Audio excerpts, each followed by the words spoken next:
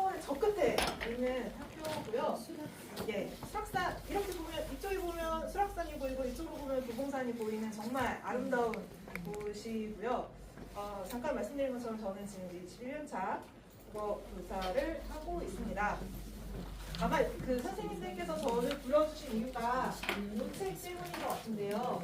네, 이웃사를 읽다라는 시 해설서를 이제 썼는데 저 혼자 쓴 건 아니고요. 이제 이정원 선생님이라는 분과 원희룡 선생님이 같이 모여서 그 이웃사 시 중에서 이거 되게 좋다라는 이제 21편을 모아서 그 시 내용을 이렇게 해설한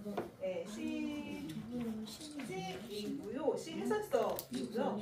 이것뿐만 아니라 뭐 정지용도 있고 백석도 있고 총 이제 10명의 좀 유명한 좋은 시인들의 시를 좀 이렇게 청소년들이 같이 읽을 수 있도록 해설한 해설서인데요. 아마 이 책 때문에 저를 불러주신 것 같은데 더 뛰어난 분이 이제 이정원 선생님도 계시고 원희룡 선생님도 계시지만 두 분 다 저기 전주에 계시다는 이유로 제가 여기에 서게 된 것 같습니다.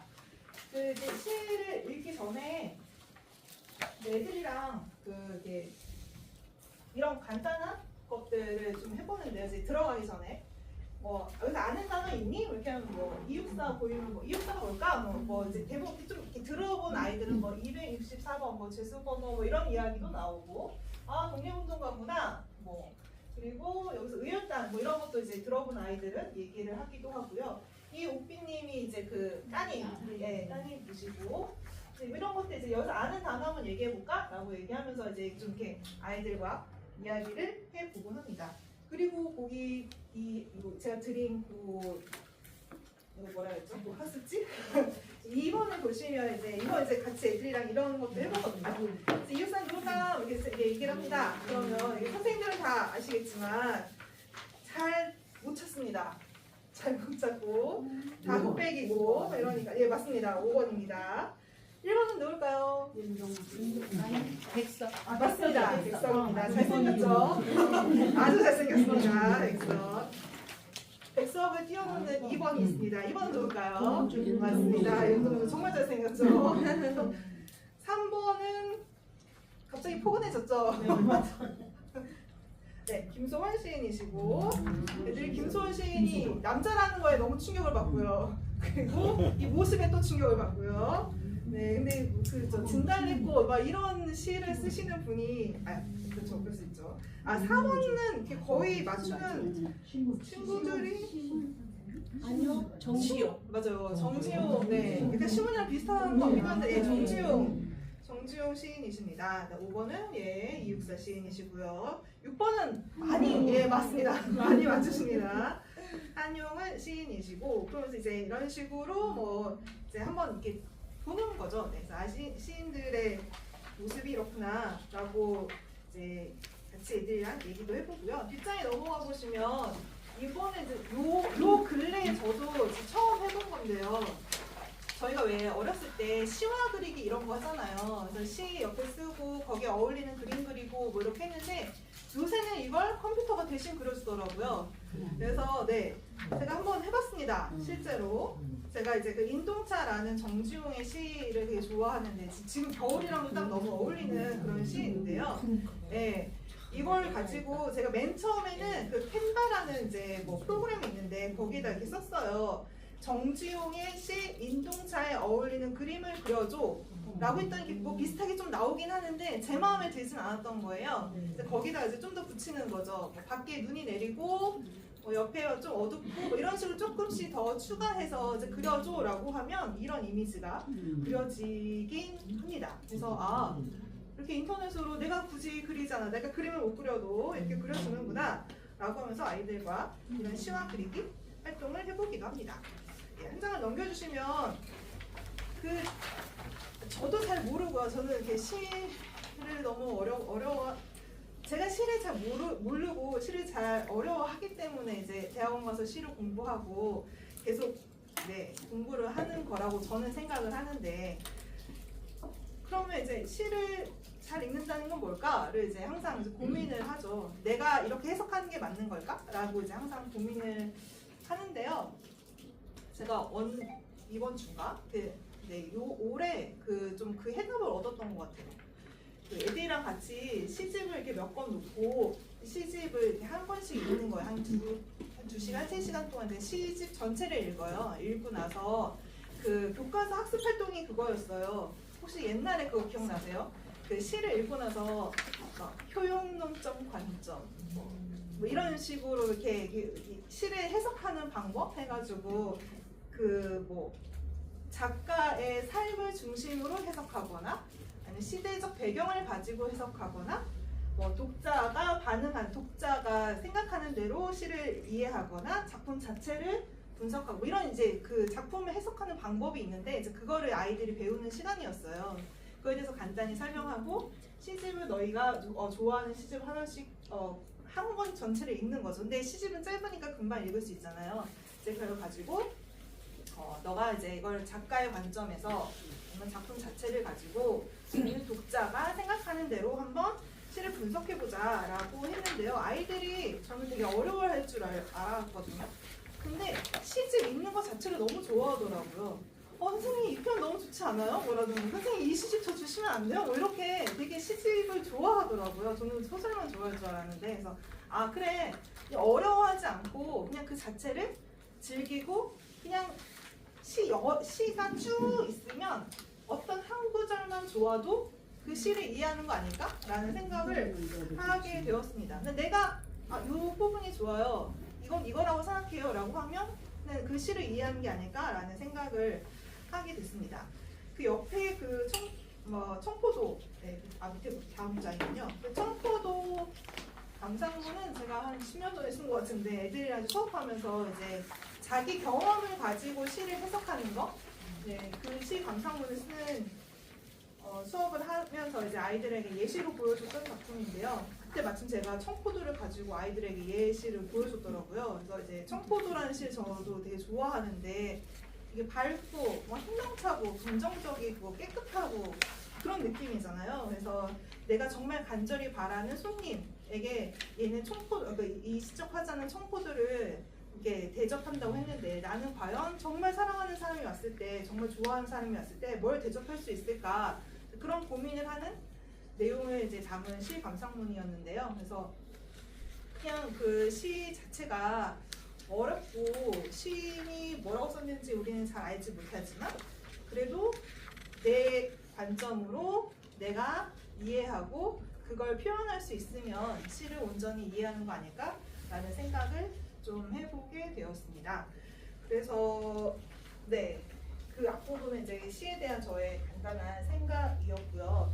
그 뒷부분부터는 이제 선생님들께서 한 번씩 말씀해 주시면 제가 자료를 찾은 내용을 좀 이렇게 설명을 드릴까 하는데요. 근데 이제 물론 이제 중간중간에 그 설명을 드리겠지만 하나의 단어를 하나의 시어를 어떤 학자는 이렇게 해석하고 어떤 학자는 이렇게 해석하고 되게 다 달라요.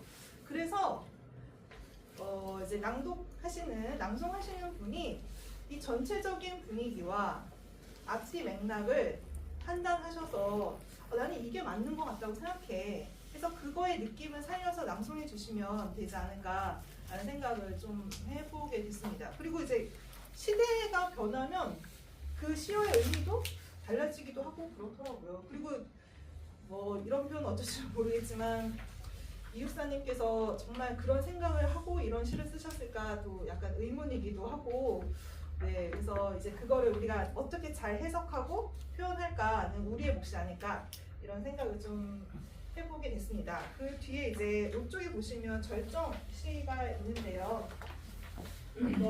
제가 이 순서는 어떤 순서냐면 저에게 보내주신 그 1조, 2조, 3조, 4조의 그 순서대로 해서 제가 그 17편까지 정리를 한 거고요. 이제 다음 주에는 그 이후에 편을 이제 말씀을 드릴 거고, 자꾸 제가 이제 이렇게 주저리 이렇게 변명처럼 말이 길어지는 게 제가 여기 써놓은 게 정답이 아니기 때문에 정답이 아닐 수 있기 때문에 점점 이렇게 말이 길어지는 건데요. 이제 읽어보고 같이 우리의 느낌을 얘기해보고 이렇게도 해석해볼 수 있겠지라고 그런 하나의 해석, 하나의 방법이라고 생각해 주시면 주시면 될 것 같습니다. 그러면 절정부터 시작을 해볼까요? 절정. 매운 계절의 채찍에 갈겨 마침내 북방으로 휩쓸려오다. 하늘도 그만 지쳐 끝난 공원.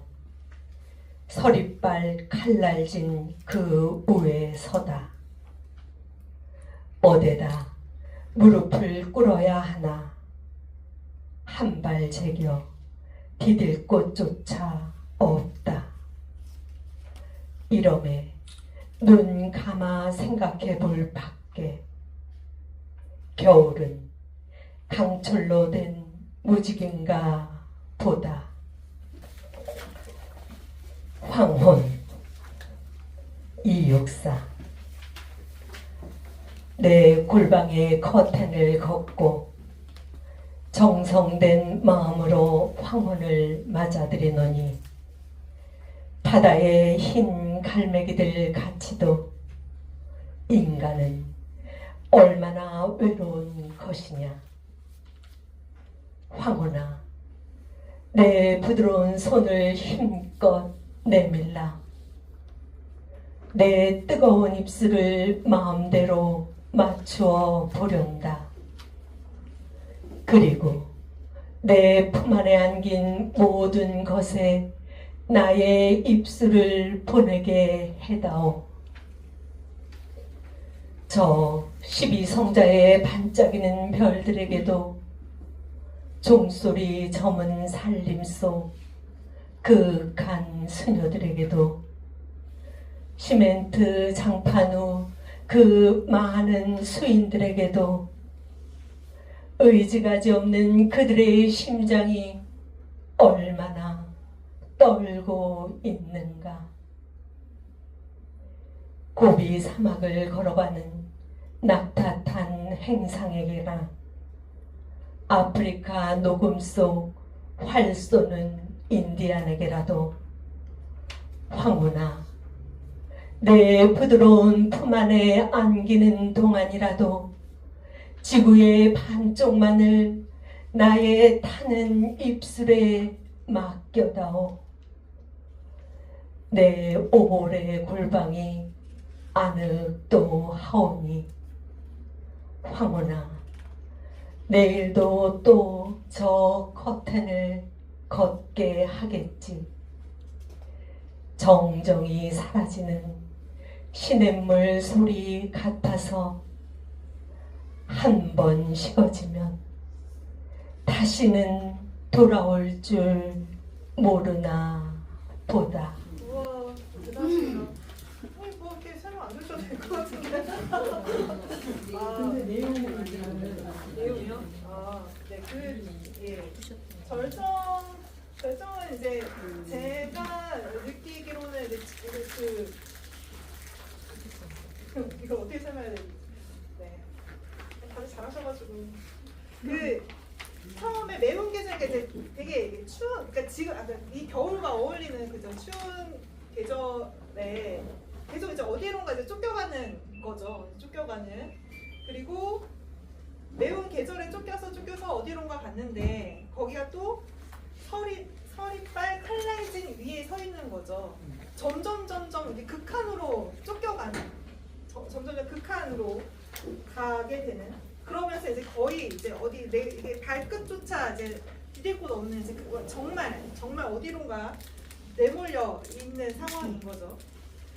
북방으로 갔다가 고원으로 갔다가 거기서 칼날진 그 서리빨 같은 곳에 있다가 진짜 무릎조차 꿇을 수 없는 정말 어느 곳에 이렇게 서 있게 되는데 이제 어떻게 이제 떨어지면 죽는 뭐 이런 그런 벼락 끝에 이제 서 있는 것이죠. 그래서 1년, 2년, 3년은 점점 어떤 끝을 향해 나아가는, 극한을 향해 나아가는 거기인데 점점 이게 긴장이 고조가 되는 상황인데 이제 마지막에가 이제 반전 같은 거라고 저는 생각했어요. 숨 쉬면 죽어요. 이게 끝이에요. 그런데 이제 모든 걸 약간 내려놓다고 표현은 좀 그렇지만 이제 뭔가 그래 그럼 내가 지금 여기서 할 수 있는 게 뭐지? 하면서 그래 나는 그냥 여기서 내가 할 수 있는 건 눈 감고 그냥 이제 뭔가 초월한 해탈한 그런 이제 이 마지막 사연이 반전 같은 분위기라고 저는 생각했거든요. 그러면서 아 겨울은 강철로 된 무지개인가 보다라는 깨달음 하나를 얻게 된 거죠. 결국 내가 몰려서 여기까지 정말 죽음을 코앞에 둔 여기까지 왔는데 그때 내가 깨달음 하나를 얻게 되었는데 그게 바로 겨울은 강철로 된 무지개다 라는 마지막 구절이 아마 여기에서의 가장 핵심일 것 같은데 그럼 이제 겨울은 강철로 된 무지개가 무슨 뜻이냐 이건 정말 모든 사람마다 해석이 다 달라요.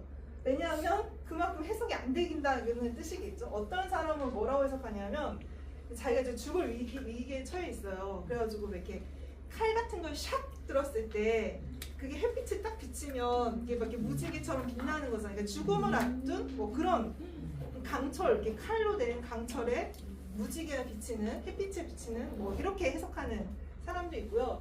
아니면 진짜로 진짜 강철 이렇게 무지개 모양의 강철 다리가 있는 거예요. 그래서 그거를 건너서 저 너머로 가야 하는 그 무지개 다리를 보았다라는 사람도 그렇게 해석하는 사람도 있고요. 어떤 사람은 그 이제 겨울은 강철로 된 무지개인 거잖아요. 저는 이제 그렇게 해석했어요. 아 겨울은 무지개마저 어울려버리는 그런 거 아닌가? 라는 좀 비극적인 해석도 하게 되었고요. 아니면 이제 무지개가 강철로 되어 있다면 원래 무지개는 사라지는 거잖아요. 근데 강철로 되어 있다면 영원히 남아있는 거잖아요. 굳건하게 그 자리를 지키고 있는 거잖아요. 내가 만질 수도 있고 가질 수도 있고 영원히 변하지 않는 거다. 사라지지 않는다 라는 마지막 희망 같이 해석하는 사람도 있어서 이거는 정말 모든 사람이 다 한마디씩 할 수 있는 해석이 되지 않는 부분이기도 합니다. 그래서 어쨌든 이제 정말 극한까지 갔을 때 이육사가 마지막 얻은 깨달음이 그 마지막 반전처럼 겨울은 강철로 된 무지개인가 보다라고 이 깨달음을 얻었다라고 이해하시면 되지 않을까 싶습니다. 그 밑에 내용은 이제 그런 내용을 제가 말씀드린 거였고요. 그다음에 황후는 이렇게 진짜 다 이렇게 너무 잘 낭송을 해주셔서 네, 그 이제 맨 마지막에 이 시의 부제가 5월의 병상에서잖아요. 그러니까 아마 그 병원 혹은 이제 요양을 하면서 좀 골방에서 누워서 이제 작은 창문에서 이제 5월에 해가 지는 황혼을 이제 창가를 이제 바라보고 있었을 건데 이제 몸을 치유하고 이제 그러면서 그 따뜻한 그 황혼 이렇게 날이 저물어가는 근데 찬란한 빛을 보면서 여러 가지 깨달음을 여러 가지 생각을 했던 것 같습니다. 그래서 이제 외로움이 있고요. 그리고 의지 가지 없는 이라는 그 표현이 의지할 곳이 없는 이런 뜻이라고 하더라고요. 그러니까 의지할 곳 없는 여러 대상들이 다 떠올랐던 것 같아요. 별도, 수녀도, 수인은 이제 갇혀있는 사람들이니까요. 행상대, 그리고 인디안 이런 사람들이 이제 떠올랐던 것 같은데 이 사람들의 그 공통점이 그 시 안에서 다 나와 있습니다. 외로운 사람들, 의지할 곳 없는, 소외된, 눈에 띄지 않는 이런 사람들이 이제 떠오르는 거죠. 지구 반대편 어딘선가 저렇게 소외된 사람들에게 이 황혼이 힘을 줬으면 좋겠다. 이 부드러운 따뜻함이 그들에게도 도착했으면 좋겠다. 그래서 그 부드러운 품 안에 황혼의 품 안에 안겼으면 좋겠다. 그래서 지금 오늘 시간이 지나면 황혼이 다 사라지겠지만 하지만 내일 다시 황혼은 올 거고 나는 다시 그 황혼을 맞이하여 커튼을 열게 되겠지 라고 얘기하고 있는 시로 저는 해석을 했습니다. 그래서 네, 이렇게 잘 낭송해 주셨지만 부드러운 뭔가 좀 이렇게 그들에게 힘이 되는 뭐 그런 느낌의 시가 아닐까라고 저는 생각을 해봤습니다. 그다음에 뒷장을 보시면 이 부제가 5월에 병상에서도 나와 있으니까 네. 이 시에 대한 이해도가 확 들어오네요. 아, 우리가 그냥 황혼이라는 그 제목만 듣고 봤을 때는 네. 이렇게 깊이까지 생각을 안 했었거든요. 어느 분이 오셨네. 부재 때문에 이 시간이 더 가깝게 왔어요. 네, 아마 골방에서 이제 네, 성운을 느끼면서 쓴 시라고 해석해 주시면 될 것 같습니다.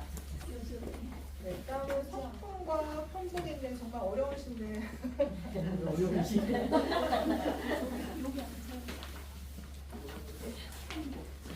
편복이 정말 서풍 서리빛을 한번 띄고 하늘 끝없이 푸른 데서 왔다.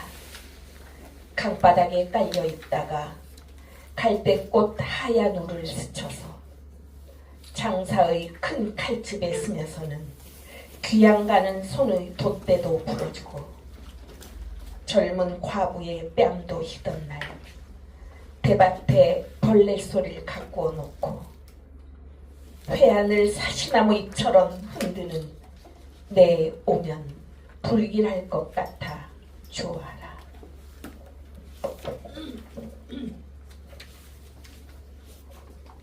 편복 광명을 배반한 아득한 동굴에서 다 썩은 들보와 무너진 성체 위 너 홀로 돌아다니는 가엾은 박쥐여 어둠의 왕자여. 쥐는 너를 버리고 부잣집 곳간으로 도망했고 대붕도 북해로 날아간 지 이미 오래거늘 검은 세기의 상장이 갈갈이 찢어질 긴 동안 비둘기 같은 사랑을 한 번도 속삭여 보지도 못한 가엾은 박쥐여 고독한 유령이여. 앵무와 함께 총알되어 보지도 못하고 딱따구리처럼 고목을 쪼아올리지도 못하거니 만호보다 노란 눈깔은 유전을 원망한들 무엇하랴.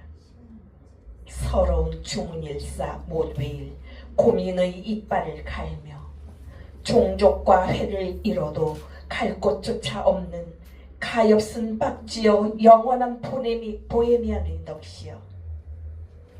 제 정열에 못 이겨 타서 죽는 불사조는 아닐망정 공산 잠긴 달에 우러새는 두견새 흘리는 피는 그래도 사람의 심금을 흔들어 눈물을 짜내지 않는가. 날카로운 발톱이 암사슴의 연한 간을 노려도 봤을 너의 먼 조선의 영화롭던 한 시절 역사도 이제는 아이 누이 가게와도 같이 서러워라. 가엾은 박쥐여 멸망하는 결에여. 운명의 재단에 가늘게 타는 향불마저 꺼졌거든 그 많은 새짐승에 빌붙일 애교라도 가졌단 말가.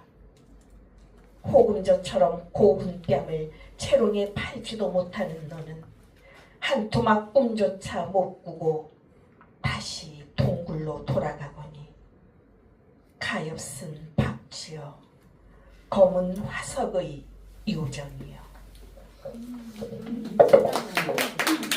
지금은 낭독이잖아요. 낭독을 하게 되면 예를 들어서 저희들은 이제 맨날 그 낭송을 듣는 사람들이니까 이 시 듣는 느낌을 갖다가 잘 몰라요. 근데 선생님이 처음 들으시니까 예를 들어서 서풍 짧은 거 했잖아요. 네네. 이 서풍은 조금 더 부드러웠으면 좋겠는데라든가 이 편복은 이 느낌은 괜찮다라든가 저는 왜냐면 이 서풍에 대한 시는 뭔가 좀 부드러운 느낌, 서풍이 좀 부드럽게 들어오는 바람이잖아요. 그러니까 똑같은 버전보다는 여기서는 이렇게 쓰면 좋겠다는 한번 평도 좀 해주시면은 저희도 도움이 될 것 같아요. 그치요? 알겠습니다. 네, 고생하셨습니다.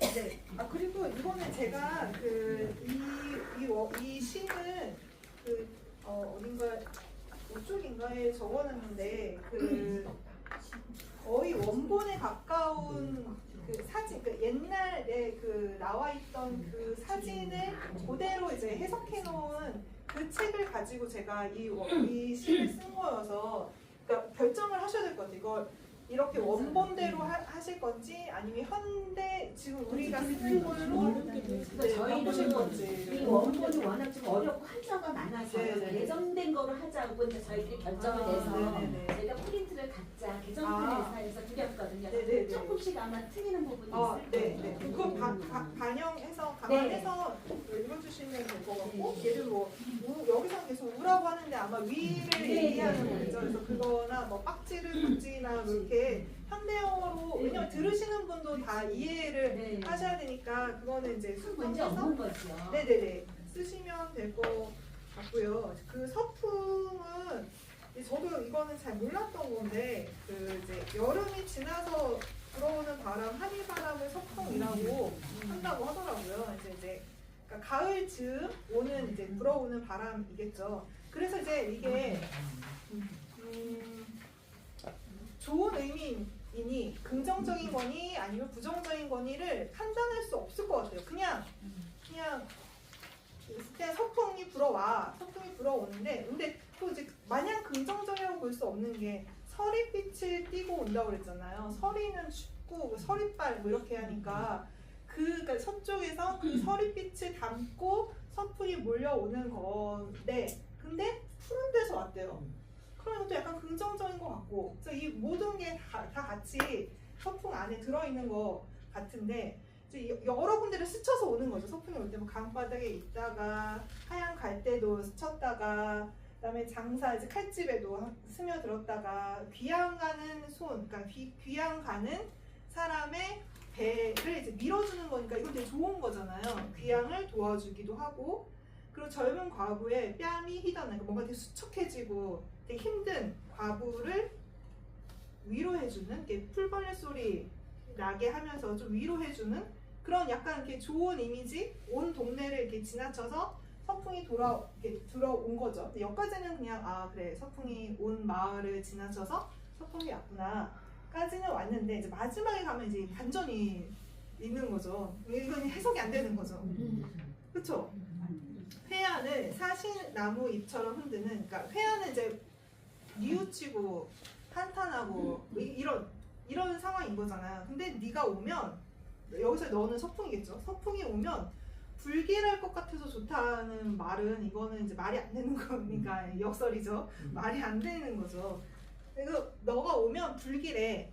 근데 그게 좋아라고 얘기하는 거니까 이제 이걸 어떻게 우리가 해석을 해야 되냐를 고민을 해봐야 되는 거죠.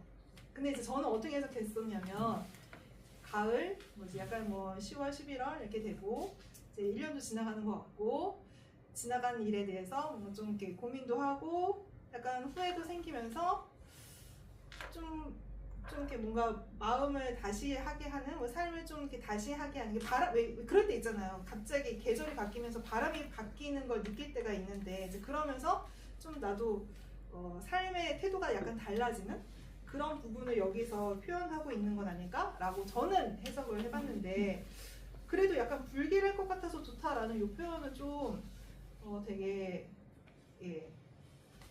새로운 약간 그런 표현인 거죠. 그래서 저는 이제 마지막에 그렇게 썼는데요. 서리가 오고 바람이 바뀌고 정신이 반짝들게 하는 서풍이 오면 다시 삶을 돌이켜 뉘우치며 앞날을 다시 계획하게 되는 그런 힘을 얻게 되지 않을까요? 그래서 서풍은 곧 에너지다 라고 저는 해석을 한번 해봤습니다. 그리고 이제 문제시 편복. 네, 편복은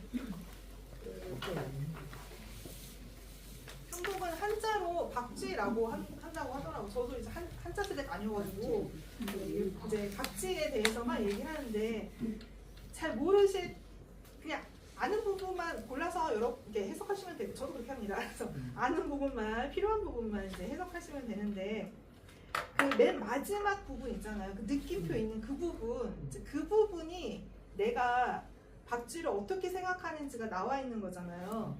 박쥐는 가여워요. 계속 가엽다고 4번이나 얘기했으니까 박쥐는 가엽고 고독한 유령이고 고독해요. 그리고 눈에 보이지도 않는 유령이고 영원한 보헤미안의 넋이요. 어딘가에 안주하지 못하고 계속 떠돌아다녀야 하는 상황인 거고요. 게다가 박쥐는 멸망하는 이제 사라져가는 멸망하는 결의예요. 약간 우리 민족 같죠.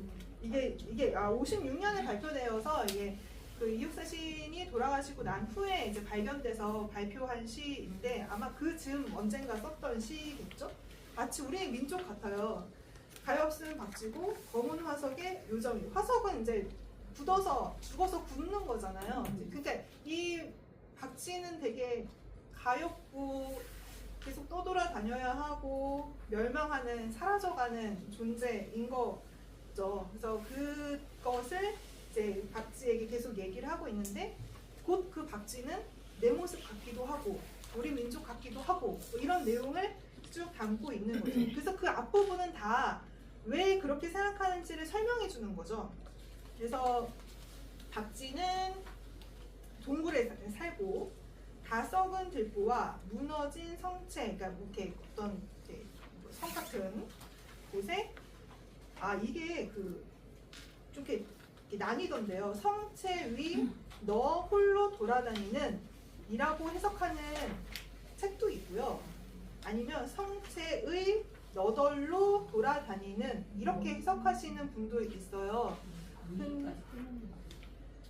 성체 위 너 홀로 네 그렇게 해석하시는 게 저도 좋을 것 같아요. 왜냐하면 이 책에서는 제가 너덜이라고 해석을 했었는데 근데 지금 보니 너 홀로 돌아다니는 거잖아요. 그러니까 고독한 거잖아요. 그래서 홀로로 해석하시는 게 좀 더 적절하지 않을까. 그래서 여기 보면 뭐 너덜은 뭐 비탈이라고 얘기하는데 이게 굳이 들어가지 않아도 될 것 같아서 네, 너 홀로 돌아다니는 이라고 해석하셔도 될 것 같아요.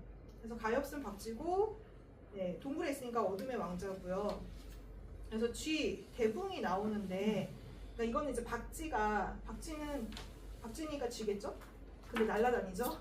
그러니까 쥐도 아니고 새도 아니고 그런 것들을 여기서 얘기를 하고 있는 거죠. 쥐는 애저녁에 쥐로서 저기 먹을 것을 찾아서 너를 버리고 갔고 대붕은 역시 너를 버리고 북해도로 갔어. 너 혼자 여기 남아서 뭐 하는 거야? 라고 얘기를 하고 있는 거죠. 너는 그래서 외로운 거야? 라고 얘기하고 있는 거고요.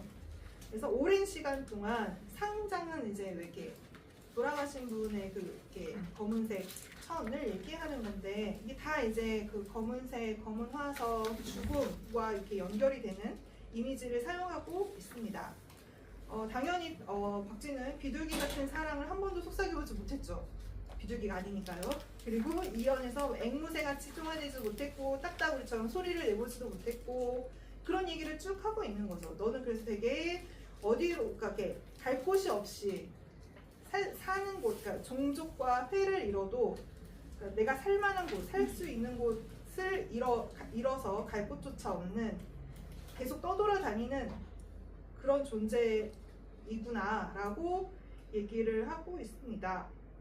그리고 뭐 아이누의 가게와도 같이 서러워라. 예전에 너는 되게 화려했을지 모르지만 영화롭던 한 시절이 있었을지 모르지만 그 막게 사슴을 뭐 사냥할 만큼 너에게는 되게 화려한 시절이 있었을지 모르지만 지금의 너는 멸망해 가는 과정이구나. 아이누의 가게 같구나. 네, 아이누 민족 같구나 라고 계속 얘기를 하고 있는 거죠. 그러면서 사연의 세 번째 줄에 호금조라고 있는 부분이 있는데, 그러니까 원문에는 상금조라고 나와 있었나 봐요. 근데 그거를 그냥 상금조라는 말은 없어서 호금조로 바꿔서 네, 쓰시면 될 것 같습니다. 그래서 호금조는 어떤 그 화려한 새를 얘기하나 봐요. 그래서 너는 뭐 다른 새처럼 사랑도 속삭이지 못하고 애교도 없고 너는 정말 이렇게 외롭게 다시 동굴로 돌아가야 하는 그런 처지이구나. 마치 우리 민족 같구나 라고 얘기하고 있는 시가 아닐까라고 해석을 해보았습니다. 만우라는 건 뭐죠? 만우라는 여기 노란색, 네, 노란 보석을 얘기하는 그 박쥐 눈이 노래가지고 박쥐의 눈을 얘기하는 것 같아요. 네네 맞아요. 이게 해석을 할 때요. 네. 이게 그 당시에 우리가 일본 그 밑에 있었을 때 그걸로 해서 쥐는 너를 버리고 이건 일본 너는 목자치 좋은 모습을 갖고 대부분도 북해 여기로 죽는 거도 북쪽으로 떠나버리는 거. 네네네. 그래서 아무것도 못한 그런 상태에서 뭐 백무도 뭐 딱따구리도 이런 식으로 해석하는 게 많으신데 네네네네. 그게 더 그래서 적절할 것 그렇게 같아요. 하면은 느낌이 확 더 나는 것 같아서 네, 좋습니다. 그게 더 시에 어울릴 것 같아요. 네, 좋습니다. 다음 바다의 마음을 한번 읽어볼까요? 바다의 마음. 물새 발톱은 바다를 핥히고 바다는 바람의 입김을 분다. 여기 바다의 은총이 잠자고 있다. 흰 돛은 바다를 칼질하고 바다는 하늘을 간지려 본다. 여기 바다의 아량이 간직여 있다. 낡은 그물은 바다를 얽고 바다는 대륙을 푸른 보로 싼다. 여기 바다의 음모가 서리어 있다. 호수. 내어 달리고 저온 마음이련마는 바람에 씻은 듯 다시 명상하는 눈동자. 때로 백조를 불러 휘날려 보기도 하건만 그만 기슭을 안고 돌아누워 흑흑 느끼는 밤. 희미한 별 그림자를 씹어 놓에는 동안 자줏빛 안개 가벼운 명모같이 나려 씌운다. 한 작품은 네, 그냥 그대로 이해하시면 될 것 같고 이제 호수가 좀 어려운데요. 그 바다의 마음은 지금 제가 생각하는 건데 그 청포도와 같이 읽으시면 되지 않을까. 약간 어떤 바다를 바라보며 그냥 바다의 풍경을 노래한 거여서 이거는 어떤 느낌을 굳이 딱 해석하지 않아도 청포도의 바다를 바라보면서 아마 청포도 전에 이 시를 읽고 바다의 마음을 읽고 그리고 나서 청포도를 낭송하시면 되지 않을까. 그래서 그냥 뭐 이제 우리 해변가에 가면 이제 이렇게 물새에 이렇게 발자국 찍혀 있고, 뭐 이렇게 파도 불고, 아마 저 멀리 이렇게 배가 지나가고 있고, 그다음에 아마 그 수평선을 얘기하는 것 같아요. 바다는 하늘을 간지린다는 건 바다와 하늘이 맞닿아 있는 그 부분을 이렇게 얘기하는 것 같고, 어떤 사람은 이제 바다 금을 던져서 고기를 잡고 있을 것이고, 그 바다는 대륙을 푸른 보로 싼다라는 표현이 되게 인상적이죠. 이렇게 파도가 이렇게 밀려오는 걸 이제 푸른 보를 감싸고 있다라고 표현하는 이 부분이 좀 신선하고, 여기 바다의 음모가 서려 있다. 뭔가 대륙을 침탈하려는 이런 것들이 여기 이렇게 넣은 게 아닐까. 그래서 이건 그냥 바다의 풍경을 설명하고 있는 시이고, 제가 이거 되게 인상적이었던 건 이육사 시에 흔치 않는 이렇게 비슷한 문장 구조를 거의 비슷비슷하잖아요. 핥히고 분다, 여기 바다에. 칼질하고 간지러 본다, 여기 바다에. 이게 거의 이렇게 문장 구조를 비슷하게 해가지고 반복하는 그 이육사의 시가 거의 없는데, 이거는 되게 이런 시도 썼구나라는 걸 새로 발견한 시였고요. 호수는 제가 이렇게 해석하다가 이런 논문도 찾아보고 저런 논문도 찾아봤는데 이게 되게 뭔가 좀 이렇게 웅장한 시였더라고요. 네, 그래서 내어 달리고 저우는 아마 이제 읽으실 때는 내어 달리고 싶은으로 이제 낭송하시면 될 것 같아요. 그러니까 내달리고 싶은, 달리고 싶은 이런 마음인데, 이건 이제 호수의 입장인 거예요. 그러니까 막 내달리고 싶은 거예요. 달리고 싶은 거예요. 그런 마음인데 어디론가 달리고 싶은데 바람에 씻은 듯 다시 명상하는 눈동자. 그러니까 호수에 이게 물이 이게 동그랗게 고여 있는 걸 이제 눈동자, 명상하는 눈동자라고, 이제 고요한 그 호수를 명상하는 눈동자라고 표현을 한 거죠. 호수가 때로는 백조를 불러서 이렇게 백조가 날아가니까요. 날려도 보고, 하지만 결국 다시 돌아와서 기슭으로 돌아 누워서 이제 그냥 그 호수에 머물면서 돌아 누워 흑흑 느끼는 밤, 뭔가 이게 뭐 슬퍼하는 네, 호수가 슬퍼하는 건 거죠. 어디론가 갈 수 없는 거죠. 계속 호수는 머물러 있어야 하는 거니까요. 그러면서 이제 호수에 비친 희미한 별 그림자를 계속 이제 뭐 씹어 놓는 동안 계속 이렇게 뭐 말하는 동안 그림자를 바라보는 동안 뭐 이렇게 해석해도 좋을 것 같습니다. 그러면서 이제 마지막이 되게 반전인데요. 자줏빛 안개 가벼운 여기서 명무라고 이제 원문에는 나와 있는데 이건 거의 대부분의 학자들이 멱모로 그 해석을 하시더라고요. 그 멱모가 이제 사람의 시체에 이렇게 씌우는 천을 얘기하는 거. 그러니까 안개가 이렇게 자욱하게 깔리는 걸 호수에 이렇게 천을 씌운다. 그러니까 호수가 죽었다는 뜻인 거죠. 너의 얼굴을 이렇게 천으로 씌운다라고 뭐 나려 씌운다도 아마 이렇게 뭐 내려서 씌운다 이렇게 해서 이렇게 붙여서 읽으시면 될 것 같습니다. 자줏빛 안개도 약간 좀 스산한데 그걸 이제 사람이 죽을 때 이렇게 얼굴에 씌우는 것으로 해석을 한 것 같죠. 그래서 이건 이제 호수가 죽었다라고 표현하기보다 호수가 어떤 죽은 사람에게 말하는 게 아닐까. 이제 평안함에 이르러라라고 저는 그렇게 해석을 해봤는데요. 그냥 제가 한번 읽어볼까요? 밑에 있는 것을. 네, 호수는 어디론가 내어달리고 싶은데 그렇지 못하고 깊이 명상하는 눈동자처럼 물을 담고 있습니다. 호수는 백조를 불러 휘날려 보기도 하지만 땅과 맞닿은 기슭을 끌어안고 슬퍼하고 있습니다. 물에 비친 별 그림자를 바라보며 거듭 희망을 말하지만 날이 밝으면 자줏빛 안개가 마치 명무처럼 호수의 얼굴을 덮습니다. 호수는 삶이자 죽음입니다. 죽은 자들에게 호수가 말하는 것 같습니다. 이제 자줏빛 안개로 얼굴을 가볍게 덮어주며 편히 쉬라고 말해주는 것 같습니다. 라고 저는 마지막은 제가 그냥 의역을 한 거였습니다. 실제 하늘이 높기도 하다. 고무풍선 같은 첫 겨울달을 누구의 입김으로 불어올렸는지 그도 반 넘어 서쪽에 기울어졌다.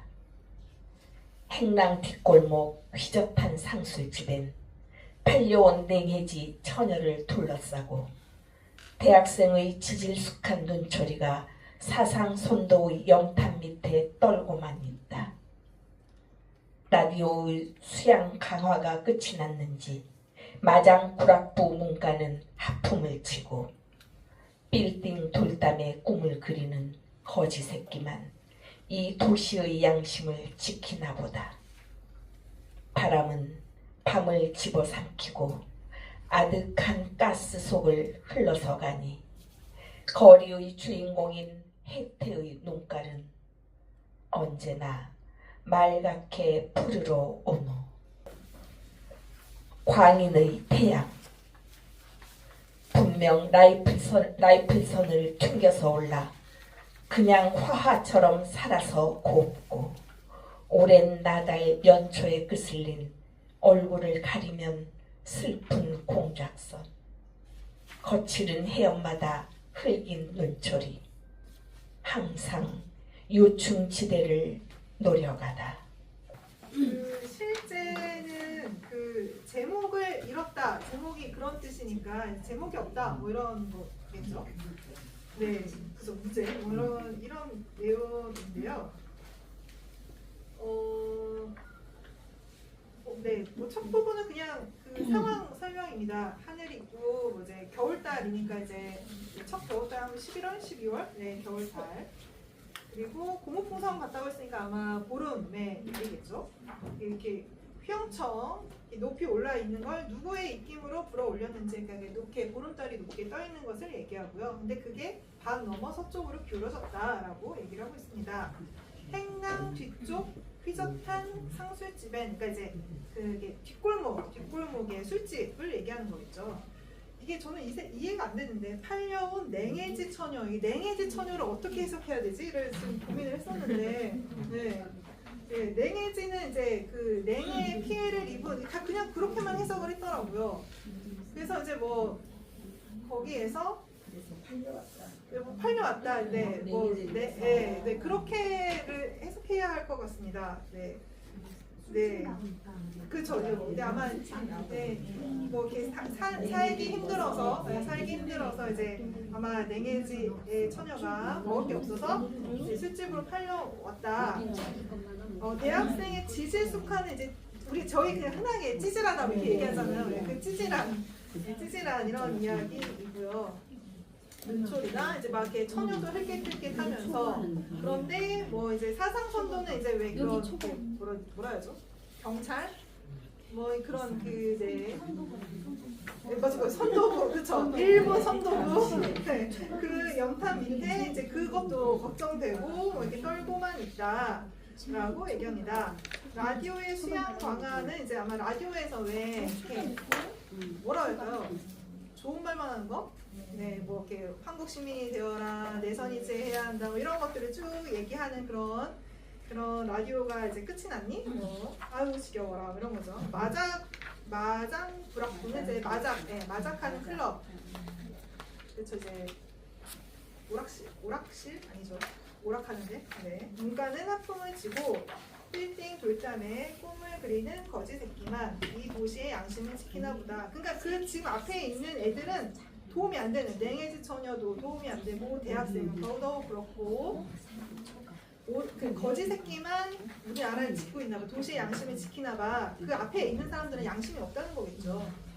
바람은 밤을 집어삼키고 아늑한 가스속을 흘러서 가니 거리의 주인공인 혜태 눈가는 혜태는 아마 그 혜태를 얘기하는 것 같습니다. 언제나 맑게 푸르러 오는 곳. 저는 제 앞부분에 그 타락한 사람들의 모습과 뒷부분에 그래도 이제 그 정말 거지 새끼나 혜택만이 이 도시의 양심을 지키고 이 거리를 지키고 있다라고 해석하는 그런 것을 얘기하는 시라고 저는 해석을 했습니다. 그리고 광인의 태양만 좀 하고 잠시 쉴까요? 네. 저 광인의 태양 개인적으로 좋아하는데요. 여기서의 광인 진짜 미친 사람을 얘기하는 겁니다. 네, 미친 사람. 광인의 태양인데 이제 라이플 선은 총이죠. 총을 튕겨서 올라 그냥 화처럼 살아서 불꽃처럼 산다라는 표현인데요. 제가 여기서 꼭 보여드리는 게 뭐냐면 그 미스터 선샤인에서 제가 미리 찾아왔었어야 되는데 그 여기서 이렇게 한 마리 새처럼 지붕을 스쳐나가는 부분이 있어요. 한 마리 새? 요 부분인데요.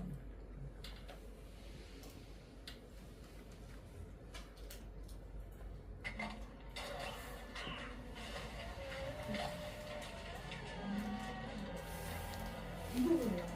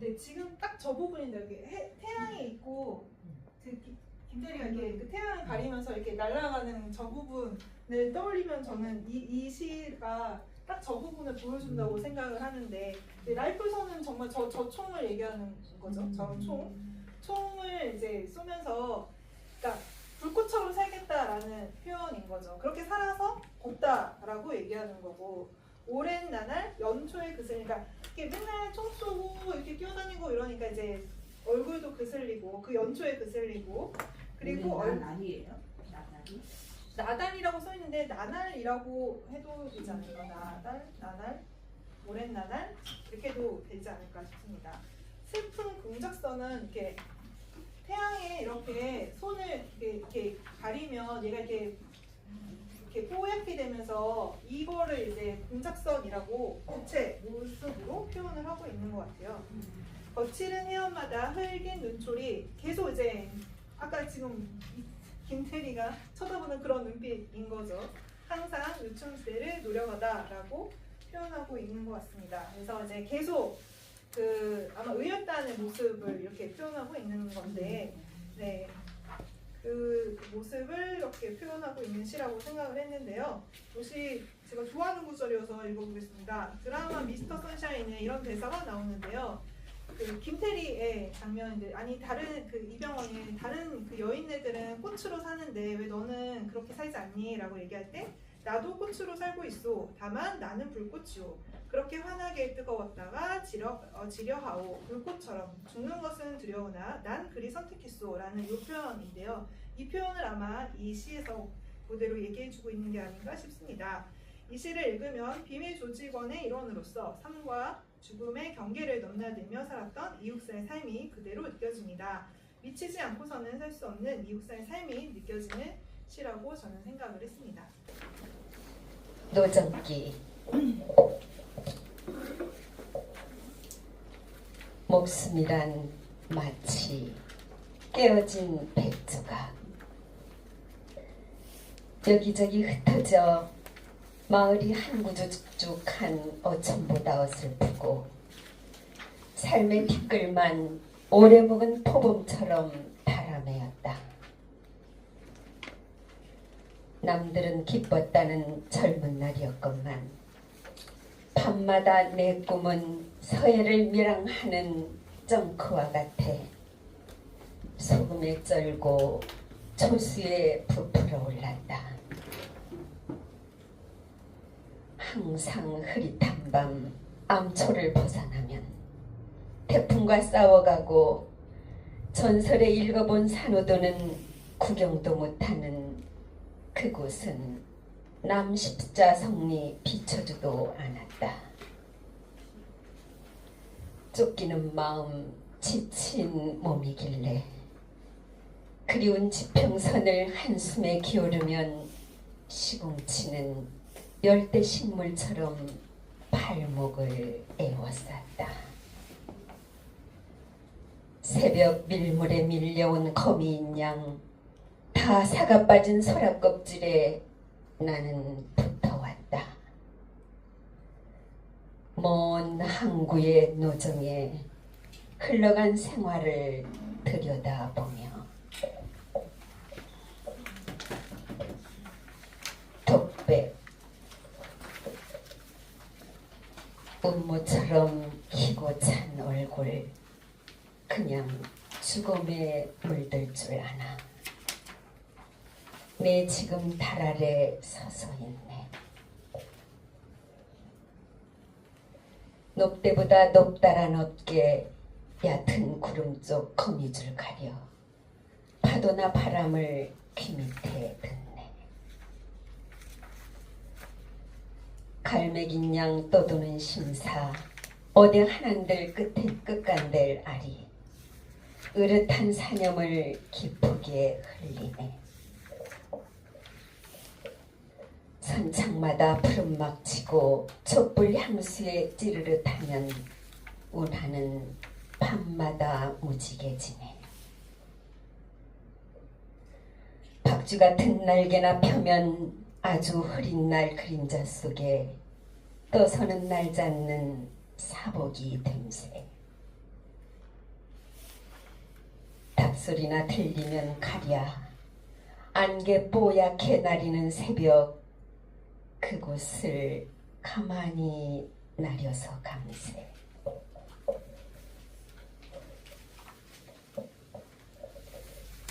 강 건너간 노래 석달에도 보름께 달 밝은 밤 암내강 쨍쨍 얼어 조이던 밤에 내가 부른 노래는 강 건너 갔어. 강 건너 하늘 끝에 사막도 닿은 곳. 내 노래는 제비같이 날아서 갔어. 못 잊을 계집에 집조차 없다기에 가기는 갔지만 어린 날개 지치면 그만 어느 모래불에 떨어져 타서 죽겠죠. 사막은 끝없는 푸른 하늘에 덮여 눈물 먹은 별들이 솟아오는 밤. 밤은 옛날을 무지개보다 곱게 짜내나니 한 가락 여기 두고 또 한 가락 어디맨가. 내가 부른 노래는 그 밤에 강 건너 갔어. 네, 좋습니다. 네, 그 신문적인 노정기는 그냥 그 노정, 여행기 이런 건데 인생을 길에 비유하잖아요. 여행에 비유하잖아요. 그러니까 자신의 삶을 돌아보면서 이렇게 쭉 쓴 거예요. 그러니까 내 인생을 보니 내 인생은 그냥 내 목숨은 그냥 깨진 백조각 같아. 계속 막 어딘가에 막 안주하지 못하고 여기저기 매달린 채로 이렇게 그리고 맨날 막 마을이는 붙여야 될 것 같아요. 마을이 한 구축하는 이제 막 되게 지저분한 뭐 이런 어촌보다 더 어설프고 뭐 되게 뭐 그런 이제 자기의 삶을 돌아보면서 얘기하는 건데 이제 그 제일 첫 부분이 되게 좀 뭐 이렇게 핵심이라고 할까요? 내 목숨은 마치 깨진 뱃조각 같아라고 이야기하고 있으니까요. 남들은 기뻤다는 젊은 날이지만 그러니까 남들은 기뻤는데 나의 젊은 날은 기쁘지 않았다는 거겠죠. 나의 삶은 맨날 막 이렇게 미랑하고 어디론가 떠나고 막 몰래 떠나고 이런 거였던 거죠. 그래서 맨날 뭐 소금에 쩔고 파도에 부풀어 오르고 뭐 이런 것들을 얘기하고 있었고요. 근데 나에게는 그 산호도 이렇게 잠시 쉬어갈 수 있는 그런 곳도 나에겐 주어지지 않았고 맨날 태풍을 맞서야 됐고 태풍과 싸웠어야 했고 산호도는 구경도 못했고 그 흔한 남십자성도 비춰주지 않은 그 칠흑 같은 어둠을 헤쳐서 나는 밀항을 했어야 했어. 난 항상 쫓기는 마음이었고 지친 몸이었고 그래서 어딘가에 도착해서 지평선에 오르면 땅에 도달을 하면 거기는 괜찮니? 아니야 그렇지 않아. 거기는 또 시궁창 같은 막 그런 것들이 내 발목을 에워싸고 있었어. 근데 나는 항상 그 어딘가에 이렇게 떠밀려온 검이 있냐? 다 사가 빠진 조라 껍질에 이렇게 딱 붙어가지고 그것도 그 다 사가 빠진 껍질이라고 하니까 되게 불안불안한 상황인 거죠. 그러면서 내가 여기 도착해서 나의 삶을 이렇게 돌아보면서 이 시를 이제 쭉 쓰고 있는 거예요. 나의 삶은 되게 불행한 그런 삶을 얘기를 하고 있었습니다. 좀 마음이 아프죠. 그렇다면 나는 이 삶을 후회하는 걸까? 그건 또 아닌 것 같기도 해요. 어쨌든 그 사각 빠진 껍질에 딱 붙어 있으니까요. 그다음에 독백은 이제 스스로 자기 자신에게 얘기하는 거잖아요. 나 혼자 내가 나 자신에게 얘기하는 거니까 내가 나에게 얘기하는 그런 식으로 이제 낭송을 해주시면 될 것 같습니다. 음모는 이제 어떤 그 돌의 이름인가봐요. 그 돌이 되게 희고 찬가 보죠. 그래서 내 얼굴이 음모처럼 희고 차 마치 죽은 사람처럼. 그래서 주검은 이제 시체를 얘기하는 거니까요. 그렇다고 내가 지금 시체처럼 죽음에 물든 건 아니야. 나는 달 아래 서 있기 때문이야 라고 얘기를 하고 있습니다. 내가 나 자신에게 얘기하고 있는 것 같아요. 돛대보다 높다란 어깨 무릎 쪽 거미줄에 가려 파도나 바람을 귀 밑에 흘려듣네. 6층 파도도 들리고 바람도 들리고. 근데 나는 항상 갈매기처럼 떠돌아 다녀야 되는 거죠. 끝간데도 모르겠고 어디가 끝인지도 모르겠고 이런저런 여러 가지 생각이 드는 거죠. 그런 오롯한 이런저런 잡생각을 다시 이제 그 깃대에 흘려보낸다. 그래서 아마 여기 그 이육사 시 보면 바다 배 이런 것들이 되게 많이 나오는데 아마 이제 그 배를 타고 밀항해서 어디론가 계속 떠나고 그런 것들을 시에 담고 있기 때문인 것 같아요. 아마 그러면서 이제 그 중간중간에 시를 쓰기도 하지 않았을까라는 생각이 듭니다.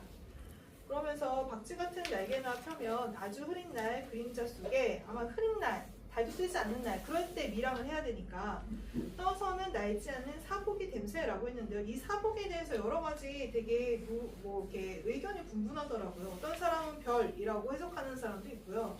어떤 사람은 그냥 날지 않는 박쥐를 사복이라고 얘기하기도 하고요. 근데 사복이라고 치면 뜻이 해석이 안 나와서 그냥 근데 이제 제가 그냥 판단하기로는 박쥐가 날지 않는 박쥐로 해석하는 게 앞뒤 문맥에선 좀 더 좀 어울릴 것 같기도 합니다. 그러면서 이제 어디론가 떠나긴 떠나야 하는데 그럴 때 있잖아 심란한 거죠. 내가 다시 돌아올 수 있을까? 뭐 이러면서 아 그래 좀 기다렸다가 닭소리나 들리면 새벽이나 되면 다시 일어나 볼까? 안개 뿌옇게 내리는 새벽 그곳을 가만히 내려서 감세라고 내가 내 자신에게 이제 얘기를 하는 다독이면서 좀 이따가 새벽이나 되면 가볼까? 라고 이제 얘기하고 있는 게 아닐까. 그렇게 주저주저 하는 거죠. 어두운 밤 떠나긴 떠나야 하는데 신나는 하고 뭐 여러 가지 잡생각도 들고 이제 그런 여러 가지 그 감정을 이 시에 담은 게 아닐까라고 저는 해석을 해봤고요. 일단 20쪽의 강 건너간 노래는 이거 수능에 나왔어요. 이육사 시가 제가 본 것만으로 총 4편의 시가 수능에 나왔었는데 제가 수능 볼 때 하나 나왔었고요. 이육사의 꽃이 그때 꽃이 수능에 나와가지고 그때 한번 나왔고 2007년에 그 교목이 한번 나왔고 이제 2002 강 건너간 노래가 2018년도인가? 강 건너간 노래가 나오고 이제 뒤에서 공부할 초가라는 시가 2022년에 나왔거든요. 그래서 저는 수능에 나왔으니까 뭔가 해설이 잘 되어 있겠지라고 막 찾아봤는데 해설은 안 나오더라고요. 그냥 모른 채로 그냥 시험 문제 나왔더라고요. 올해는 안 나왔어요. 안 나왔어요. 2022년, 그러니까 2022학년도니까 2021년에 1년 11월에 나왔던 거죠. 총 4개의 시가 나왔는데 아마 한 5, 6년 이내에도 나오지 않을까요? 그래서 되게 단골 시이기도 합니다. 그래서 강 건너간 노래가 이제 기출 수능에 나왔던 시인데요. 이거는 좀 그래도 해석이 좀 가능한 시이죠. 석달 구름 밤 이제 그 엄청 추운 거죠. 이제 노래 근데 진짜 되게 대단한 것 같아요. 이렇게 막 춥고 너무 심란하고 막 이런데도 노래를 부르는 거죠. 근데 이때 이웃사가 노래를 되게 많이 부르거든요. 초인도 노래를 부르잖아요. 이 가난한 노래에 씨를 뿌려라 이렇게 얘기를 하잖아요. 그러니까 되게 긍정적이라고 해야 되나? 네, 그래서 노래를 되게 많이 부르는데요. 여기서도 이제 노래가 나옵니다. 내가 이제 아마 이 노래는 그 누군가를 향해서 나의 마음을 전달하려는 그런 노래겠죠. 그 노래는 강 건너에 있는 저 멀리 이제 보내야 되는 노래인데요. 그래서 제비같이 날아서 강 건너로 갔습니다. 근데 이 노래는 아마 못 잊을 계집애 아마 사랑하는 사람이겠죠. 그럴 수도 있고 아니면 그냥 못 잊을 계집애 못 잊을 계집애 뭘까요? 네 부인은 아닌 것 같아요. 부인일까요? 네, 부인을 못 잊을 계집애라고 얘기할 것 같진 않은데, 첫사랑. 예, 맞아요. 뭐 그럴 수 있을 것 같아요. 네, 첫사랑. 네, 못 잊을 계집애 집조차 없다기에, 저 되게 가난한 힘든 그 계집애가 떠올려서 그 계집애에게 노래를 이제 부르는 거죠. 만약에 거기까지 못 도착할 수도 있다. 어느 모래불에 떨어져 타서 죽겠지. 노래가 거기까지 도달하지 못할 거야. 왜냐하면 너무 멀리 있으니까. 사막은 끝없이 푸른 하늘이 덮여 눈물 먹은 별들이 조상 오는 밤. 이게 뭔가 이제 죽음의 이미지도 오고요. 왜냐면 떨어져 타서 죽었으니까. 그런데 이제 이렇게 추운 겨울날 노래를 부르면서 못 잊을 계집애를 떠올리니 이제 옛날 일이 생각나는 거죠. 그때 이랬지. 그 옛일을 곱게 짜내나니 그러면서 또 노래를 부르면 어떤 노래는 여기 남을 거고 어떤 노래는 또 강을 건너 그 사람에게 도달하겠지라고 얘기하고 있는 시인 것 같습니다. 네, 강 건너간 노래였고요. 서공원. 한낮은 햇발이 백공작 꼬리 위에 한푹 퍼지고 그놈의 비둘기 보리밭에 두고 온 사랑이 그립다고 건심설에 고고울며 해오르비 청춘을 물가에 흘려보냈다고 쭈그리고 앉아 비를 부르건만은 흰 오리떼만 분주히 미끼를 찾아 자모락질 치는 소리 약간 들리고 언덕은 잔디밭 파라솔 돌리는 이국 소녀 둘 해당화 같은 뺨을 들어 망향가도 부른다. 초가 구겨진 하늘은 묵은 일기책을 펴듯 돌담우리 고성같이 둘러싼 산기슬 박쥐 아래 밑에 황혼이 묻혀오면 초가 집집마다 호롱불이 켜지고 고향을 그린 묵화 한 폭이 조미쳐 띄엄띄엄 보이는 그림 조각은 아파트의 보리밭에 말배나물 캐러 간 가시네는 가시네와 종달새 소리에 반해 빈 바구니 차고 오긴 너무도 부끄러워 술래짠 두 뺨 위에 몸의 꽃이 피었고 그네줄에 비가 오면 풍년이 든다더니 압내강의 시래나무 밀려 나르면 젊은이는 젊은이와 뗏목을 타고 돈벌러 항구로 흘러간 몇 달에 서리빨 입져도 못 오면 바람이 분다.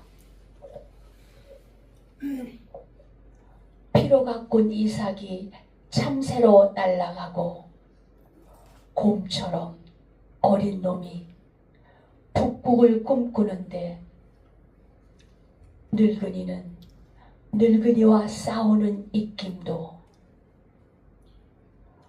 벽에 서려 성에 끼인 한겨울밤은 동리에 밀고 자인 강물조차 얼붙는다. 산. 바다가 수군을 날려 부르고 난 단숨에 뛰어 달려서 왔겠죠. 천금같이 무거운 엄마의 사랑을 헛된 항도에 엮여 보낸 날. 그래도 어진 태양과 밤이면 무별들이 발 아래 깃들여 오고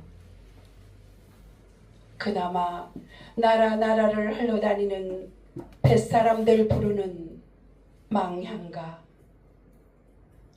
그야 장자를 끊으면 무얼 하겠소. 청포도. 내 고장 7월은 청포도가 익어가는 시절.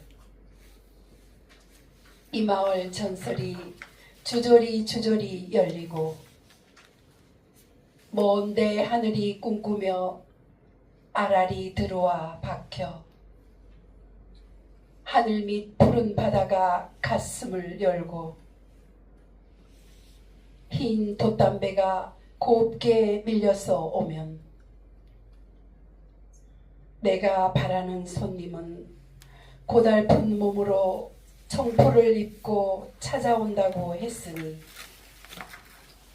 내 그를 맞아 이 포도를 따먹으면 두 손은 한뿍 적셔도 좋으련. 아이야, 우리 식탁엔 언쟁반에 하얀 보시 수건을 마련해 두렴. 공원은 그러니까 그냥 공원의 풍경을 묘사한 작품이어서요.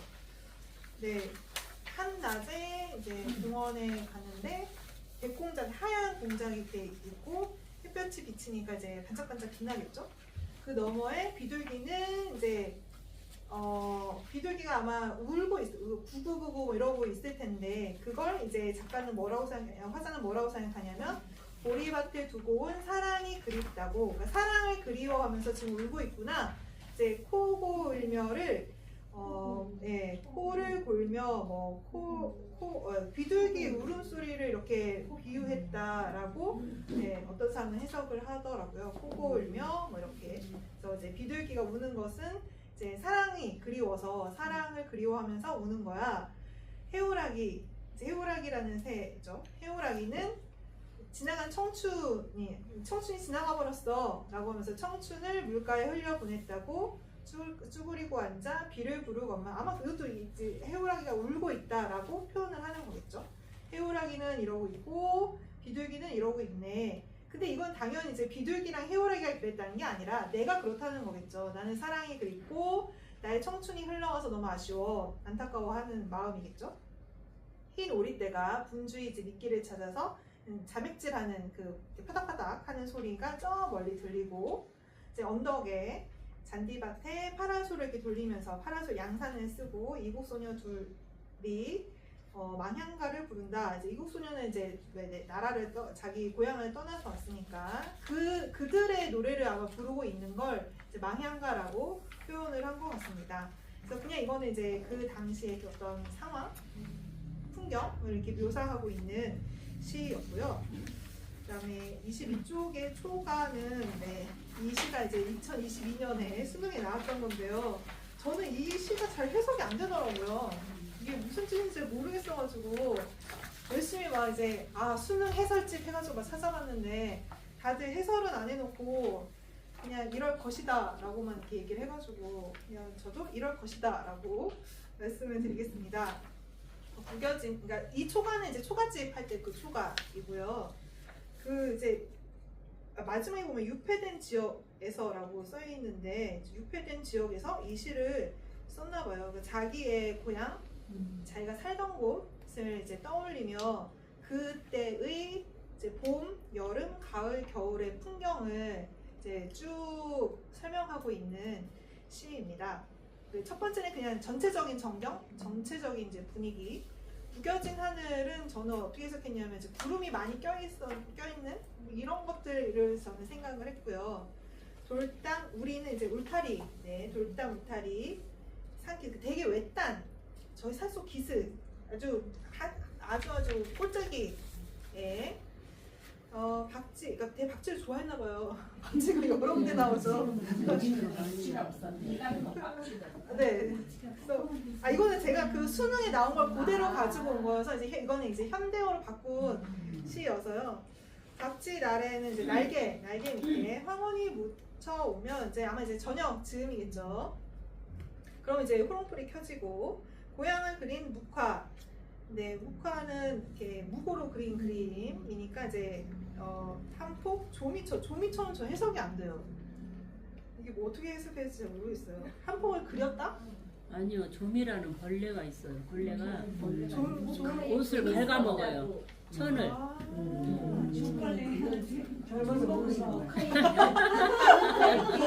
화선집 그 그림을 그렸는데 거기에 이제 좀이 쓸어가지고 선생님 오늘 하나 배우시네. 네네네.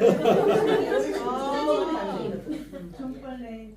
그래서 묵은 얘기책을 편들 오래된 얘기책 펴서 그렇군요. 네네. 해석이 됐어요. 네네. 이게 세월의 힘이에요. 그걸 조미처 이렇게 네. 이제 그 상황을 이제 전체적인 상황을 묘사를 한 거였고요. 일단 두 번째는 이제 봄에 아마 이제 보리밭에 나무를 캐러 갔고요. 근데 이제 그 가시네가 종달 속에 이렇게 나무를 캐야 되는데 나무를 안 캐고 이제 막 놀다가 빈 바구니 차고 돌아오기 너무 부끄러워서 역시 이거는 이제 해석이 안 되는데요. 둘레짠 듀뺨 위에 아술레짠 듀뺨 위에 몸에 꽃이 피었고 아마 뭐 이렇게 몸에 꽃이 피었다는 게 아니라 얼굴이 밝게 이제 부끄러워졌다. 이제 부끄럽고 부끄럽다는데 술래짠을 그거는 술찌꺼미 짠 것처럼 그 혹시 그 술 아 마셨을 때 빵이 밝게 달아오르잖아요. 나 그런 느낌과 이게 술찌꺼미라 그러죠 옛날에. 그래서 술찌꺼미 받아서다 그거 이렇게 배고파서 그걸 먹으면은 술에 취한 듯 뺨이 붉어지거든요. 너무나 쓰셔도 순간은 술래잡기도 어울리고. 이거는 제가 찾은 건데요. 이 사람은 이렇게 해석했는데 이게 훨씬 더 네, 술찌꺼미 이거 먹고 네. 그 시절에 그걸 많이 먹었지. 이게 더 훨씬 더 이게 훨씬 더 어울릴 것 같아요. 아마 단술이라고 그러지 않았나? 근데 찌끄러기 술잔 찌끄러기. 술찌꺼미. 그 왜 막걸리 같은 거 만들고 아, 난 네, 그거 네, 네. 그게 더 어울릴 것 같아요. 식혜잔 그거 같아요. 네. 그래서 하고 그네줄에 비가 오면 풍년이 든다. 이건 이제 여름인 거죠. 다 왜 그런 속담이 있대요. 단오쯤에 이제 비가 내리면 풍년이 든다. 그래서 풍년이 될 줄 알았는데 앞내강에 앞에 강에 시래나무 밀려나리면 아마 이제 이거는 이렇게 비가 많이 오면 이렇게 나무가 이렇게 씻겨 내려가는 이렇게 그걸 얘기한다고 합니다. 그래서 젊은이와 뗏목을 타고 돈 벌러 항구로 흘러간 몇 달에, 그러니까 여기서 살 수 없어서 항구로 떠나는 거죠. 돈 벌러 이제 떠나는 상황을 얘기하는 거겠죠. 서리빨 입이 져도 못 오면 바람이 분다. 추워지는 계절이 와도 돌아오지 못하게 된다. 라는 거겠죠. 다시 여기로 돌아오지 못하는 불안한 현실을 표현을 하고 있고요. 그러면서 점점 이제 처음에는 되게 좋은 이미 되게 즐겁고 행복하다가 점점 뒤로 갈수록 되게 뭔가 피폐해지고 암울해지는 고향의 모습을 표현을 하고 있는데요. 피로 가꾼 이삭이 참새로 날아가고 이거는 이제 참새 때문에 이삭이 망했다기보다는 그 당시 상황을 그냥 흉년의 모습을 이렇게 표현을 한 것 같습니다. 곰처럼 어린 놈이 북극을 꿈꾸는데 자꾸 고향을 떠나서 어디론가 가려고 하는 거죠. 늙은이는 늙은이와 싸우는 입김도 벽에 서려 성에 끼는 한 겨울밤은 동리의 밀고자인 강물조차 얼룩는다. 네, 이거는 아마 이제 점점 어려워지는 그 겨울을 피폐해지는 현실, 농촌 이렇게 표현을 하고 있었습니다. 네, 그리고 이제 산.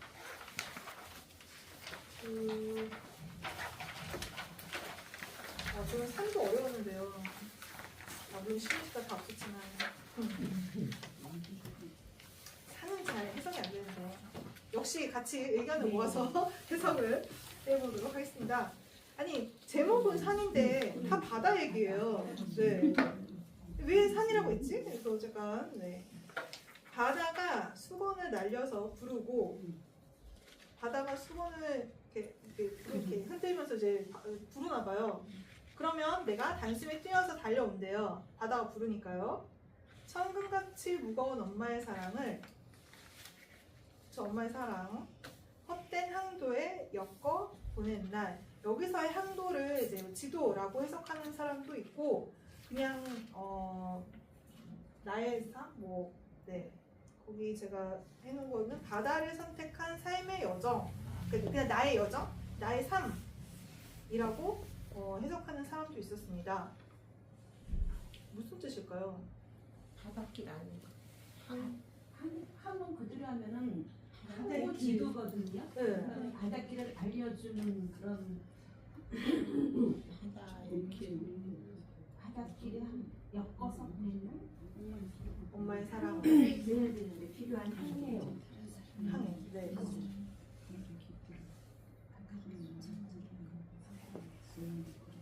그래도 어진 태양과 밤이면 뭇 별들이 발 아래 깃들어 오.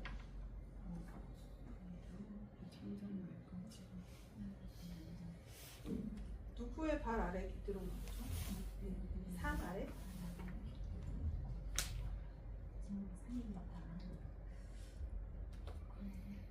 그나마 나라를 흘러다니는 뱃사람들은 이제 계속 이렇게 배를 타고 돌아다니니까요. 그 사람들이 이제 망향가를 부르겠죠. 이제 고향을 그리워하겠죠. 그런 노래. 그야 창자를 끊으면 무엇 하겠어. 이제 저는 이 마지막에 전혀 해석이 안 되는데요. 이건 너무 이상해. 나 이해가 안 돼. 그쵸? 예, 아무리 생각해.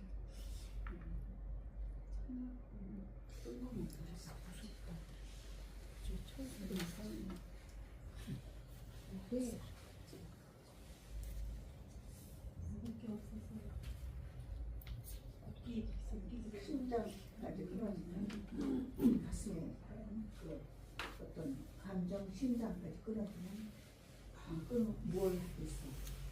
창자를 뜻이 무슨 게 아닐까? 죽고 싶다는 거. 참 그리워서. 창자를 하면 심장 끊는. 그쵸. 그러면 아무것도 할 수 없는. 여기 해설은 선생님 거예요. 그러니까 그런 정도 선생님 그런 정도 애정이랑 표현을 그쵸. 쓰지 않으면 생각이 들어요. 네, 좋은 거 아니야? 네, 산에 나타난 바다 그 부분과 그 밑에는 제가 그냥 그 논문을 그냥 가지고 온 거였고요. 이 사람의 해석은 이제 뭐 상상의 바다는 이제 상상의 모습이다라고 표현을 했다고 합니다. 시인이 엄마의 사랑을 떠나서 이제 바다로 달려갔다라고 표현을 했나봐요. 성금같이 무거운 엄마의 사랑을 그냥 이렇게 지도에 묶어 나는 바다가 불러서 이제 바다로 떠났다. 네. 그러면서 이제 바다를 항해하면서 그래도 어진 태양과 밤이면 걔네들이 나와 함께 있었어. 걔네들이 나는 태양과 밤을 나의 친구 삼아 계속 이제 바다를 항해를 했어. 그러면서 뱃사람들이 부르는 망향가를 들으며 나라를 흘러 이제 어디론가 항해하는 어디론가 떠다니는 그 모습을 이렇게 쓰고 있는 게 아닐까. 그야 창자를 끊으면 무엇 하겠소. 이제 그 천금같이 무거운 엄마의 사랑을 이제 매달아 놓고 여기다 엮어 놓고 나는 이렇게 왔는데 그 마음이 창자가 끊어지는 것 같다라는 것들을 아마 표현한 게 아닐까라고 생각하지만 잘 모르겠습니다. 네, 어려운 시였고요. 성포도는 잘 설명하지 않아도 많이 아시죠? 네. 아마 많이 아시겠지만 여기 나오는 청포 이제 푸른 옷을 입고 그 손님이 오는데 그 손님을 위해서 나는 청포도를 대접할 거야. 그것도 아주 깨끗하게 씻어서 은쟁반에 그것도 하얀 모시수건을 대접해서 나는 내가 할 수 있는 최선의 것을 당신에게 손님에게 대접할 거야, 마련할 거야 라고 얘기하고 있는 시입니다. 저도 이거 어디서 봤는데 그 이육사 스스로도 내가 어떻게 이런 시를 쓸 수 있었을까라고 하면서 되게 대견해 했다고, 자기가 되게 좋아하는 시였다고 합니다. 가장 아끼는 작품이라고 했다고 하는데 진짜 되게 밝고 되게 희망차고 그런 시여서 이육사가 좋아했던 것 같습니다. 이뤄진 고향.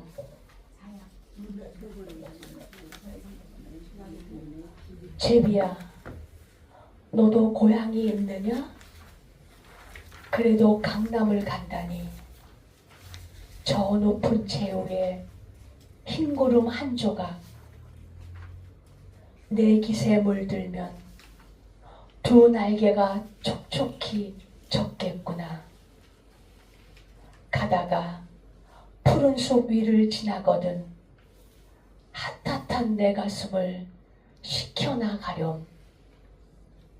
불액이 사막에 떨어져 다 죽어도 아이 서려야 않겠지.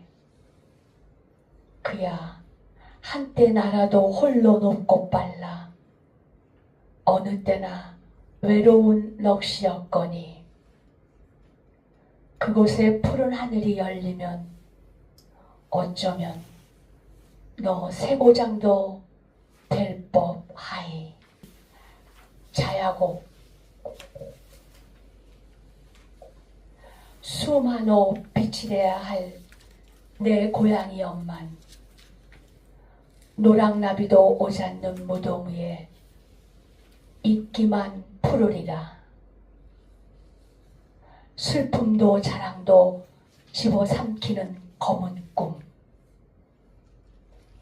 파이프엔 조용히 타오르는 꽃불도 향기로운데 연기는 돛대처럼 날려 항구에 들고 옛날의 들창마다 눈동자엔 짜온 소금이 절여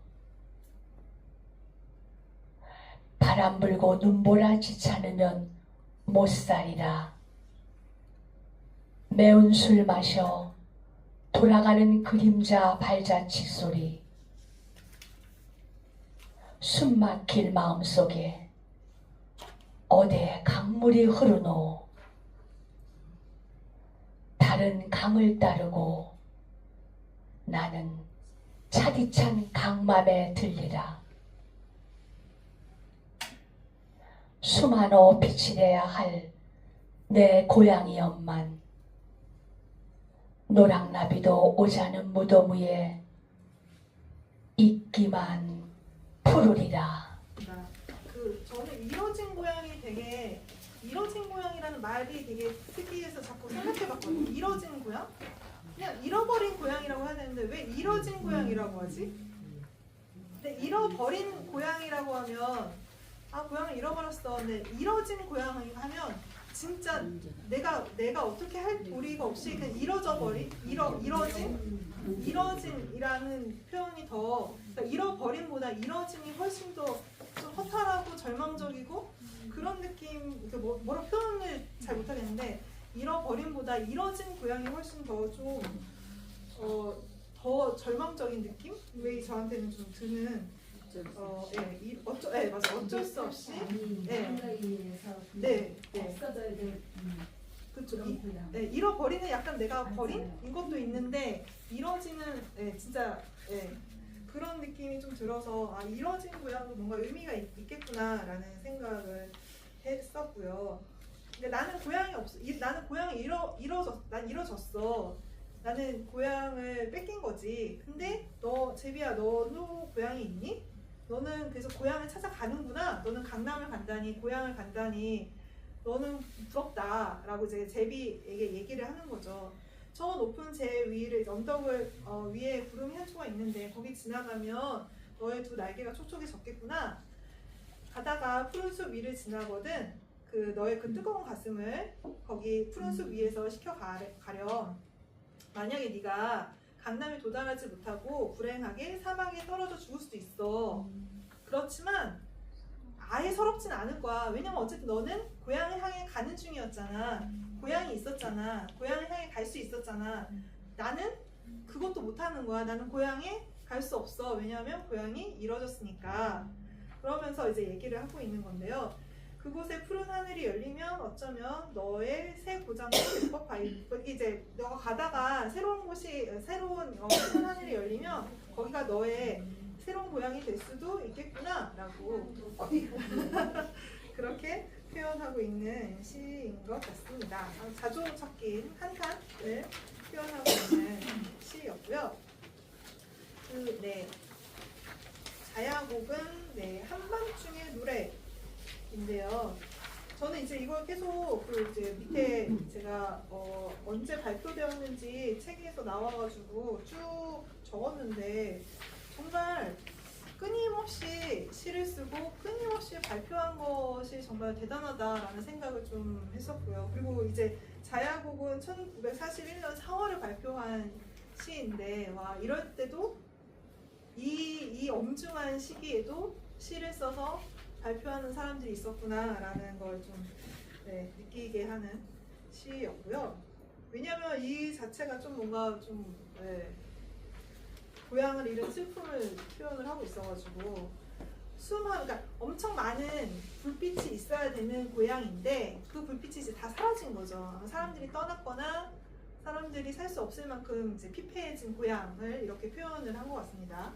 심지어 노랑나비도 찾아오지 않는 무덤 위 같은 있기만 푸른 그런 고향으로 내 고향이 변해버렸어. 피폐해져 버렸어 라고 얘기하는 거죠. 슬픔도 자랑도 집어삼키는 검은 꿈. 이제 고양이 그렇게 되어버렸다는 거죠. 그래서 이제 담배를 피면서 이제 파이프 담배를 피면서 고향을 바라보면서 이제 그런 생각을 하는 거죠. 파이프에 이제 꽃불은 향기로운, 담배불은 향기로운데 이 깜깜한 밤에 불빛도 하나도 없는 칠흑같이 어두운 고향이 이렇게 피폐해져 버렸구나. 내 담배 연기는 이렇게 날아가서 항구에 들고 옛날의 대창마다 눈동자엔 짜온 소금이 절여. 그러니까 이제 그걸 바라보는 나의 눈에 눈물이 보인 것을 이렇게 표현을 하는 거겠죠. 차라리 바람 불고 눈보라쳐서 못 사는 곳이라면 괜찮은데, 그러니까 그 너무 추워서 혹은 뭐 이렇게 물리적인 어떤 것들 때문에 못 사는 곳, 뭐 태풍이 불어서 집이 망가져서가 그러면 차라리 괜찮은데 이건 그런 정도가 아니라는 뜻이겠죠. 매운 술 마셔가며 돌아가는 그림자 발자취 소리. 이제 본인이 고향을 보고 다시 돌아가는 거겠죠. 숨막힐 마음속에 어디 강물이 흐르는 여기 그런 거죠. 다른 강을 따르고 나는 차디찬 강 마음에 들리라. 강 마음은 그 강 한 가운데를 의미하나 봐요. 그러면서 다시 첫 번째를 반복하면서 숨 한 호, 그러니까 엄청 많은 빛이 비쳐야 되는 고향이지만 지금은 요랑나비도 오지 않는 무덤 위에 이기만 끈 그런 고향으로 변해버렸다. 네, 무덤 같은 곳이 되어버렸다. 라는 시인데요. 저는 이 시를 읽으면서 그 정지용의 고향 있잖아요. 고향에 와도 내가 그리던 고향이 아니고 그 부분이랑 아주 많이 겹친다. 아마 이제 그 당시를 살아가는 사람들의 보편적 정서가 아니었을까? 내가 꿈에 그리던 고향에 도착을 했는데 내가 생각했던 혹은 내가 어린 시절 살던 그 고향이 아니구나, 내 고향을 잃어버렸구나 라는 한탄, 이런 것들이 이제 그 정종 시뿐만이 아니라 아마 이육사 시인도 그렇고 그리고 백석 시인도 비슷한 시를 쓰게 되었는데요. 이미 폐허가 되어버린 고향을 바라보며 담배를 물어보지만 연기는 흩어지고 눈물만 나게 됩니다. 바람 불고 눈보라가 심하게 치는 곳이라 사람이 살 수 없는 곳이라면 차라리 나을 것입니다. 그보다 더한 고향은 노랑나비도 찾지 않는 무덤 같은 곳이 되어버린 현실을 이렇게 보여주고 있습니다. 한밤중의 노래라는 내용이었고요. 자야곡이라는 뜻이 한밤중의 노래예요? 네, 자시, 네, 그 자시의 밤에 부르는 노래 해가지고. 내가 밤에 부르는 노래? 그렇게 해서 네. 한밤중에 자야를 위한 곡인 줄 알았어요. 백석이 자야를 사랑합니다. 자야. 그 자야. 네네. 네, 근데 여기서는 이제 한밤중의 노래로 해석을 하는 것 같습니다. 백석의 자야. 네, 그래서 여기까지 제가 쓴 원고의 발표는 마치겠고요. 이렇게 잘 들어주셔서 너무너무 감사드립니다. 감사합니다. 다음 주에 또 만나뵙겠습니다. 아유, 감사합니다.